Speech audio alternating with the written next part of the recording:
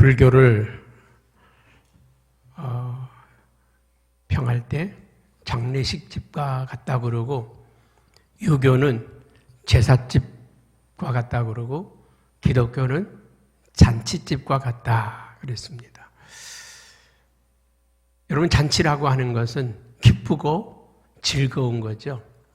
어떤 종교는 깊이 들어가면 들어갈수록 사람이 완고해지는 그런 종교가 있는가 하면, 어떤 종교는 들어가면 들어갈수록 막 기쁨이 넘치고 은혜가 넘치고, 여러분, 은혜는 받으면 받을수록 막 기쁨이 넘치고 주고 싶고, 아닌가요? 여러분, 은혜 받으면요 막 나눠주고 섬기고 그래요. 보면은 교회도 은혜 받은 사람들이 교회 일을 하면 행복해요. 행복해요. 은혜 받은 분이 남성교장을 하잖아요. 막 회원들도 밥도 사주고, 막 그냥 어디 가자고 그러고, 무슨 일 있으면 서로 막 불러들여서 막 같이 하고, 여성교도 마찬가지예요. 어떤 분이 회장이 되느냐에 따라서 막 섬김이 있고, 막 나눔이 있고, 즐거움이 있고 말이죠. 재밌어요. 근데 이게 은혜를 받아야 그렇게 되는 거지, 돈이 있다고 되는 게 아니고, 여유가 있다고 되는 게 절대 아닙니다. 우리 한국 사람들의 특징은 뭐냐면, 잔치를 좋아하는 민족입니다. 잔치. 제가 결혼할 때 벌써 이제 거의 40년이 다 돼가는데 38년쯤 됐나요? 제가 서울에서 예식했는데 또 집에 가서 또 해야 된다고 그래서 제주도 가서 그냥 손님 접대만 하는데 돼지를 7마리를 잡았다는 거예요. 아니, 뭔 돼지를 그렇게 많이 잡아요? 그랬더니 우리는 제일 적게 잡은 거야. 네가 서울 사니까 제일 적게 잡은 거고, 저기 누구네는 15마리 잡았대. 왜 그럴까요? 저희 제주도에는 특징이, 이 잔치하면요 집에서 밥을 안 먹어요. 3일 동안을 그 잔치집 가서 다 먹습니다. 아침, 점심, 저녁. 그리고 먹는 것뿐만 아니라 퍼날라요. 퍼날라. 그러다 보니까 돼지를 10마리 정도 잡아도 모자라. 그리고 뿐만 아니에요. 제가 어렸을 때 보면 잔치하잖아요. 그럼 온 동네 사람이 다 올 뿐만 아니라 거지들도 다 와. 그걸 거지들 오면 저리 가라고 하지 않게 아이고 오라고 그래서 이쪽에다가 앉혀놓고요 막 싸주고 막 그래요. 평상시엔 잘 안 하던 그런 행동을 합니다. 서양 사람들이 우리나라에 와서 보고 느낀 게 뭐냐면, 한국 사람들은 참 정이 많은 사람들이다. 정이 많은 사람들. 그래서 밥때를 만나면 밥을 주고, 누가 잘 곳이 없으면 재워주고, 그게 한국 사람들이다. 그 하멜 표류에 보면 그분이 제주도에 표류해가지고 이제 전라도를 거쳐가지고 한양까지 이제 올라가는 과정 가운데서 그가 많은 사람들을 경험하잖아요. 많은 분들을 경험하면서 그는 그 글을 그렇게 썼습니다. 나는 기독교 신자들로부터 받은 사랑보다 이 우상 숭배하는 사람들로부터 받은 그 사랑이 극히 인간적인 사랑이었다. 그 말을 다시 말하면, 기독교인들에게서 받아보지 못한 그 사랑을 이 우상에 쩔어 있는 이 조선 사람들로부터 받은 사랑이 더 컸다는 거예요. 그래서 그분이 소개를 하고, 유럽 사람들이 우리 한국 사람들을 정이 많은 사람들이다, 사랑이 많은 사람들이다. 또 많은 선교사들이 우리나라에 왔다가 돌아가서 그 그릇은, 예를 들어 천주교가 먼저 왔으니까 그 프랑스 신부라든지 독일 신부라든지 이런 분들이 쓴 글에도 보면, 이 조선 사람들은 참 정이 많은 사람들이라서 가난한 사람, 어려운 사람, 거지 외면하지 않고 그들에게 도와주고 섬겨주고 먹여주고 채워주고 참 정이 많은 그런 민족이다. 아마 전 세계에서 대한민국 사람들처럼 정 많은 민족이 없을 거예요. 누가 어려움 당했다면 서로 달라붙어서 도와주잖아요. 지금 튀르키예에서 문제가 뭡니까? 지진이 나서 막 건물이 무너지고 막 그러니까 약탈이 벌어졌습니다. 슈퍼마켓에 들어가서 막 리어카로 막 짐을 실어 도망가고 말이죠. 카트에 실어서 막 날아가고, 막 그냥 가방대로 담아가고 난리가 났습니다. 지진 나서 다 죽게 되었는데 먹고 살자고 말입니다. 그 슈퍼가 털리고 전자제품 가게가 털리고 그냥 막 도적이 난무하고 그래서 경찰들이 말에 잡아가지고 막 엎드려 받쳐서 막 때리고 막 이런 장면들이 나오더라고요. 우리나라 같으면 그러는 경우도 좀 있겠지만은 거의 안 그렇죠. 남이 죽게 된 데 가서 훔쳐갑니까? 지켜주고 도와주지. 참 우리 민족은 하나님이 특별한 마음을 주신 민족이라고 그렇게 믿습니다. 그런데 이런 잔치하는 문화, 베풀고 나누는 그런 문화가 점점 사라져 가는데 세 가지 이유가 있다는 거예요. 첫째는 도시화가 되다 보니까 서로 옆집에 누가 사는지도 모른다는 거예요. 그리고 이 기계화, 산업화가 되면서 이제 사람들이 이제는 이 정이 메말라 간다는 겁니다. 옛날에는 손편지를 써가지고 다 이렇게 편지를 쓰고 또 그랬는데 요새는 그냥 그 문자 보내잖아요. 문자 보내는 것도 그래도 참 정이 있죠, 그래도.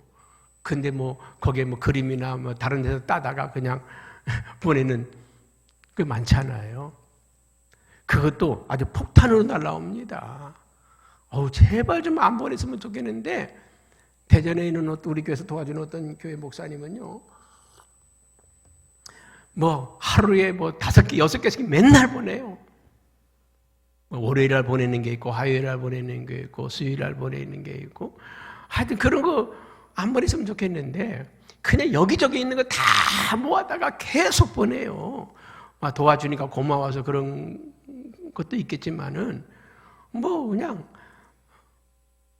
여러분 우리는 기계 문화에 접어들다 보니까 정이 메말라 가요. 여러분 따뜻한 메모지에다가 글 한마디 써도요 정이 있잖아요. 좀 이게 우리가 메말라가는 정서들을 좀 회복하는 역사가 있으면 더 좋겠다는 생각이 들어요. 핵가족화하면서요 우리 이기주의적인 삶으로 바뀌어지고 있다는 거죠. 다른 사람에 대한 배려 생각들을 잘 못한다는 겁니다. 정말 우리가 좋은 문화, 좋은 풍습, 좋은 습관들은 좀 살려내는 게 우리 민족이 더 큰 축복을 받는 이유이고 비결인 줄로 믿습니다. 특별히 이번에 우리나라에서 100여 명의 사람들이 튀르키예에 가서 8명을 살려냈습니다. 뭐 그까지 8명? 아니에요. 한 생명이 천하보다도 귀하잖아요. 그래서 아주 터키에서는 한국 최고라고, 한국 따봉 그런다는 거예요. 최고라고. 고맙다는 거죠. 여러분, 우리 민족이 어느 민족이든지 어느 나라든지 어느 백성이든지 어려움을 당할 때 뛰어가고 달려가는 거 아마 더 열심히 잘해야 될 거라고 믿습니다. 특별히 이번에도 여러분들이 우리가 사랑을 모아서 별것 아닌 것 같아 보이지만 우리 선교사님들에게는 큰 힘이 될 겁니다.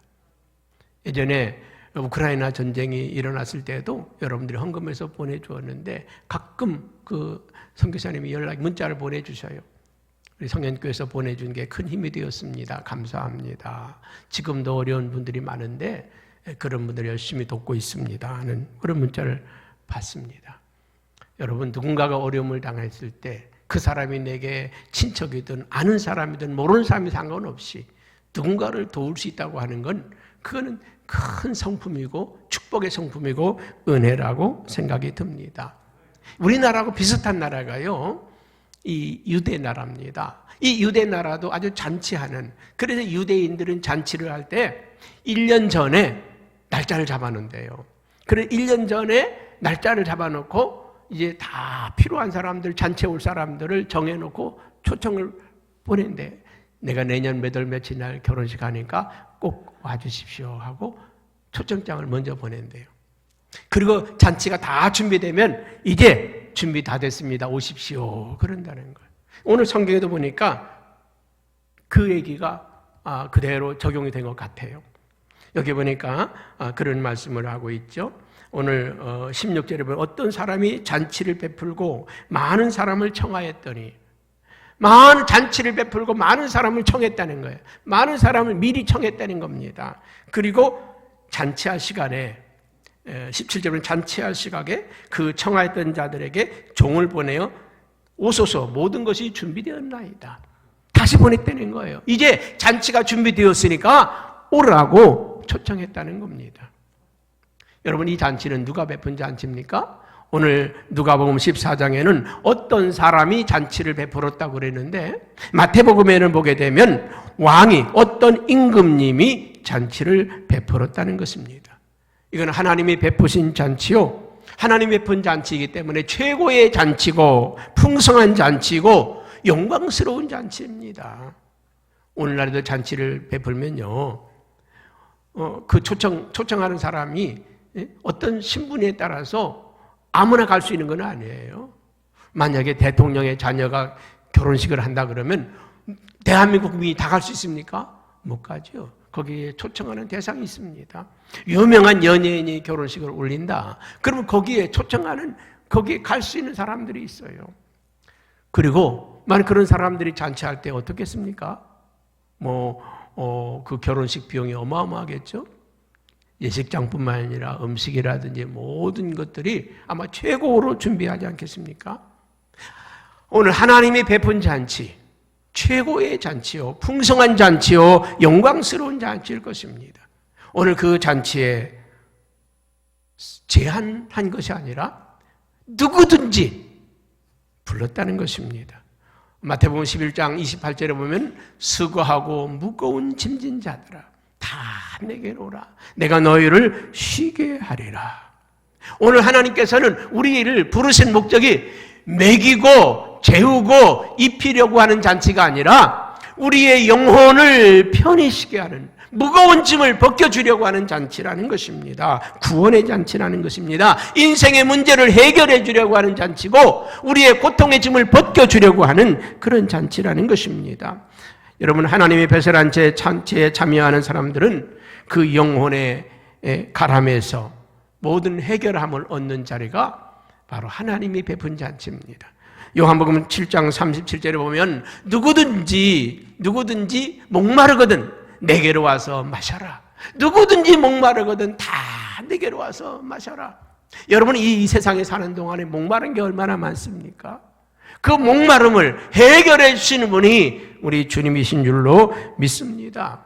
그래서 구약에도 보면 이사야서 55장 1절에 보면 너희 목마른 자들아 물로 나오라. 돈 없는 자도 오라. 너희는 와서 사 먹되 돈 없이 값없이 와서 포도주와 젖을 사라.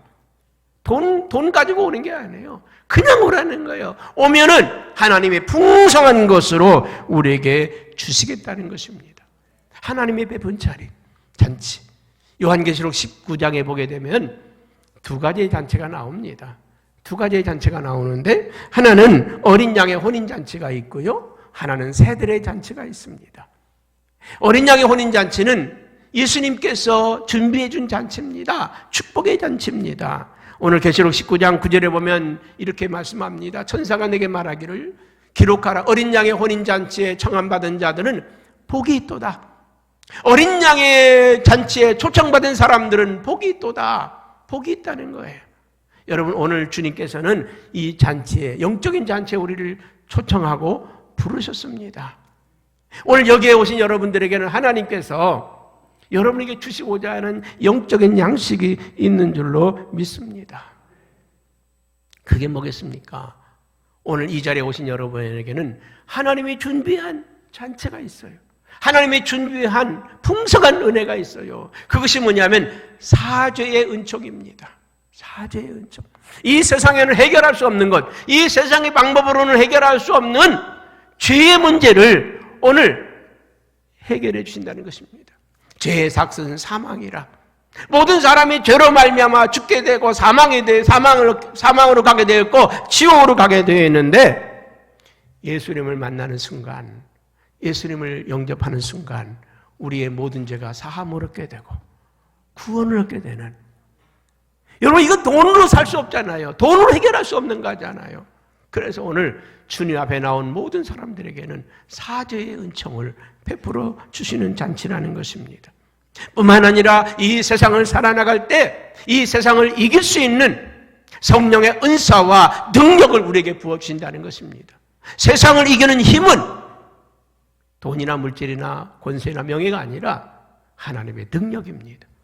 세상을 이기는 힘은 이것이니 우리의 믿음이라고 그랬습니다. 믿음에 따르는 능력과 은사가 있는데, 여러분, 세상에서 치료할 수 없는 질병들을 하나님이 고쳐주시겠다고 말하잖아요.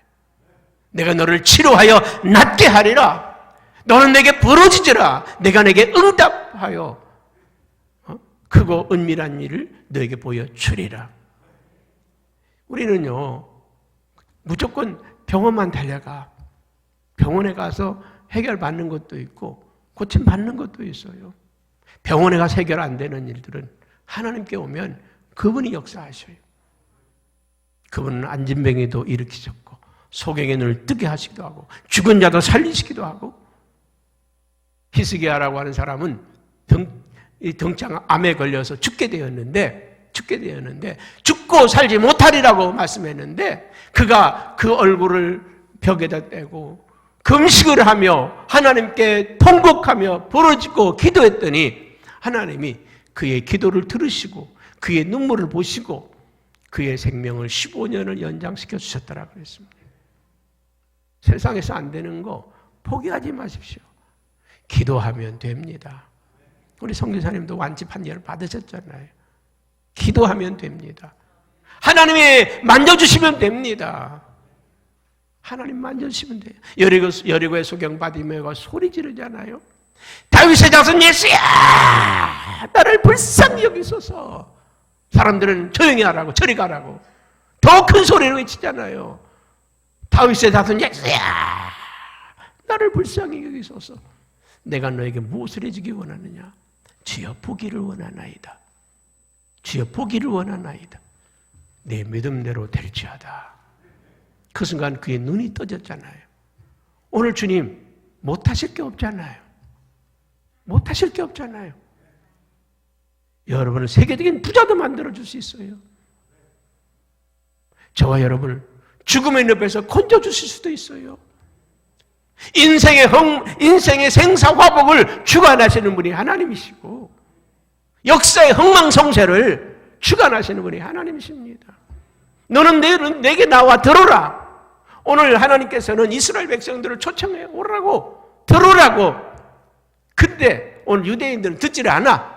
주님의 말씀을 듣지 않아. 그리고 주님은 어떻게 합니까? 십자가에 못 박아 죽였습니다.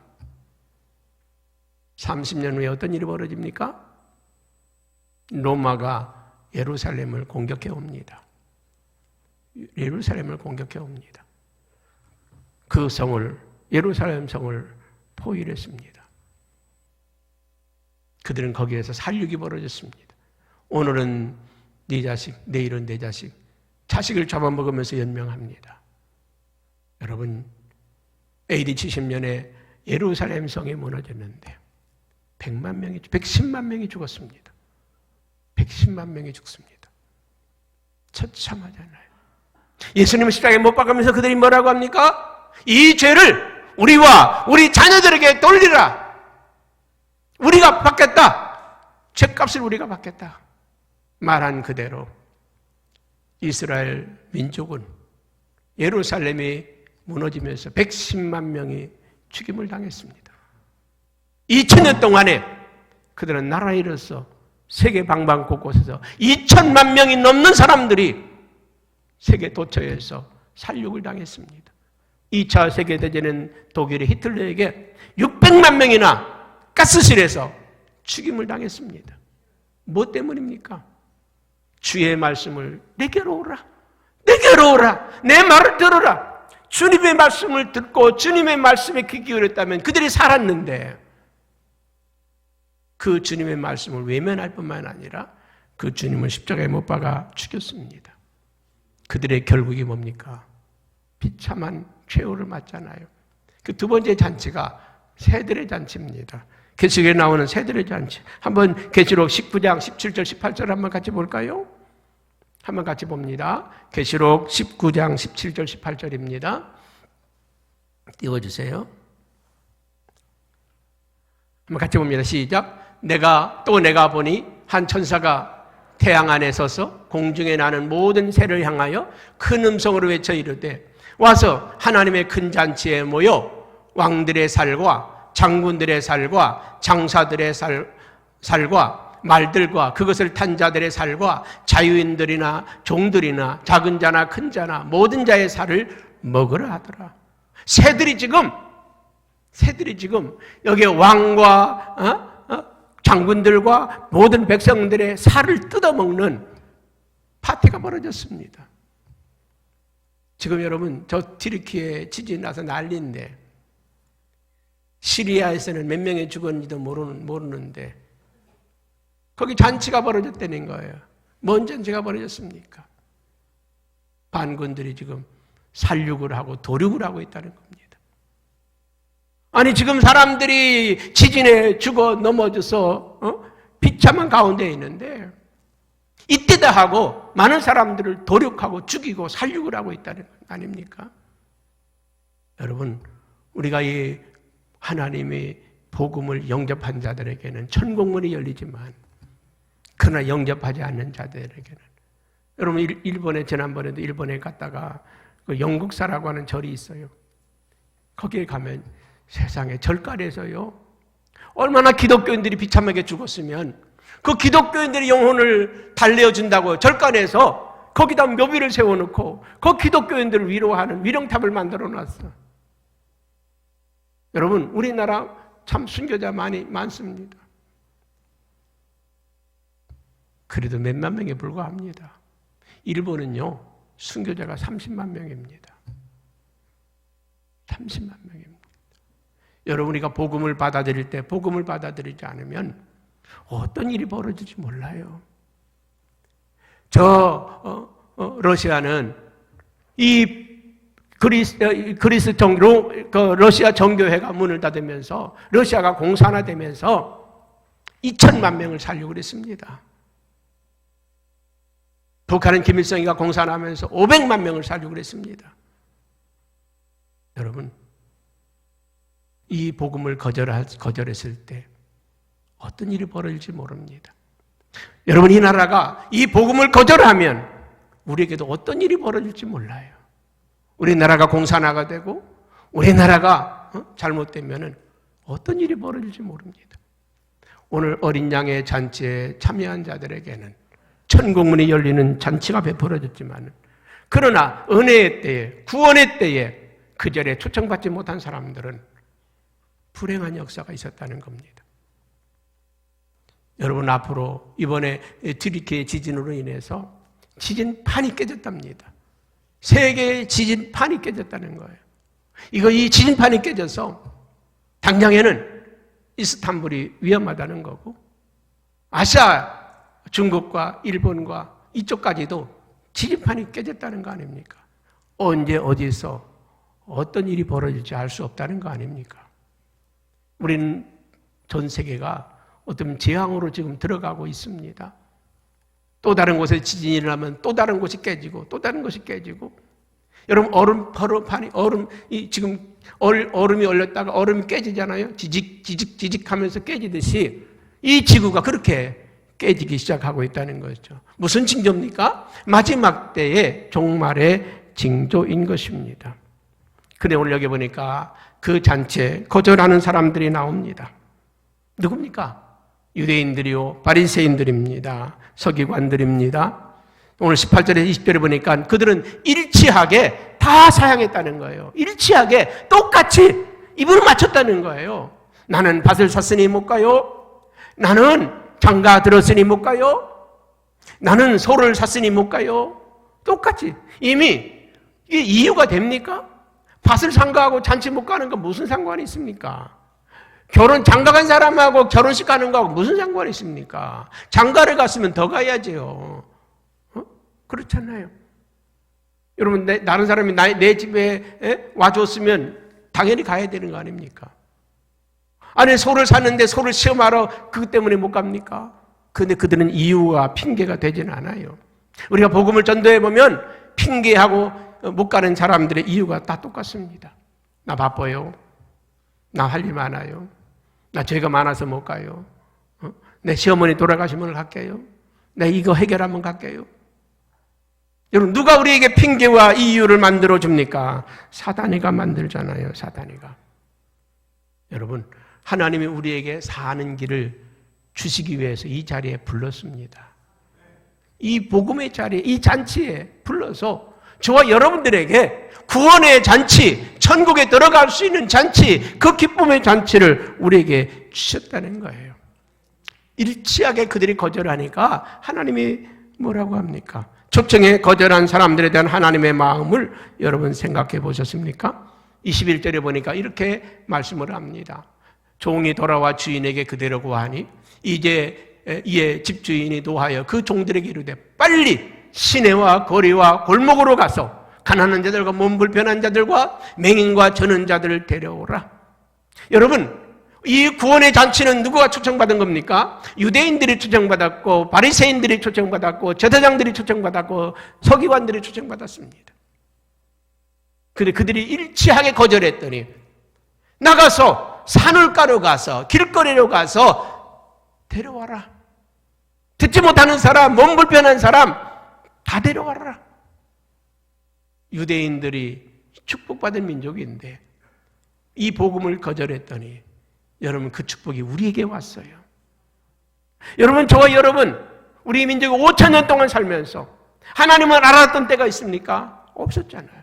이제 겨우 150년 안 됐습니다. 150년 안 됐어요. 그런데 우리가 이스라엘 사람보다 더 하나님 잘 믿고 더 하나님 잘 섬기고 더 충성하잖아요. 오늘 이 임금은 이 사람은 말하죠. 오늘 다시 가라. 다시 가라. 그리고 시내와 거리와 골목으로까지 가서 저 산울타리까지 가서 저 깊은 데까지 가서 사람들을 강권하여 데려오라.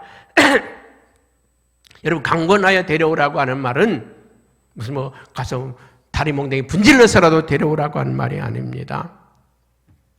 정말 그 애간장에 녹는 그런 마음으로 부탁하는 거예요. 여러분, 창세기 19장에 보게 되면요, 그 소돔과 고모라 성이 이 불에 탈 때 그 소돔과 고모라 성에서 롯의 가족들이 빠져나올 때 자꾸 롯이 뒤돌아봅니다. 미련을 갖습니다. 그랬더니 이 천사가 롯과 그의 부인과 두 딸을 끌고 빠져나왔다는 거예요. 그게 강권입니다. 야야야야야야 빨리 가자고 끌고 나가잖아요. 누가 지금 한강에서 투신하려고 하고 있으면은 어떻게 떨어지나 보자. 그러면 되나요? 그렇게 하면 위험해요. 가지 마세요. 그러면 되나요? 뛰어가서 잡아야죠. 머리끄댕이라도 잡아야죠. 떨어지지 못하도록 옷자락에도 잡아야죠. 안 된다고 말려야죠. 누가 지금 독국물을 마시려고 한다면 그거 마시면 죽습니다. 조금만 드세요. 그러나요? 뺏어야죠. 팽개쳐야죠. 뿌리쳐야죠. 지금 지진이 나가지고 말이죠. 집이 무너지려고 하는데 요새 보니까 터키에서 그러더라고. 집이 무너지는데 추우니까 담요 하나 꺼내려고 들어가. 배고프니까 집에 냉장고에 있는 거 가지려고 들어가. 가면 안 되는데 가게 내버려. 그거 먹겠다고 들어가게 놔둡니까? 무너져요. 가면 안 돼. 말려야 되잖아요. 그게 강권입니다. 여러분, 이 세계는요, 마지막 경점을 향해 째각째각 가고 있습니다. 하나님이 우리에게 구원의 잔치를 열어놨습니다. 4월 9일 부활주일에 너의 사랑하는 형제 자매들을 불러라. 너의 이웃을 불러라.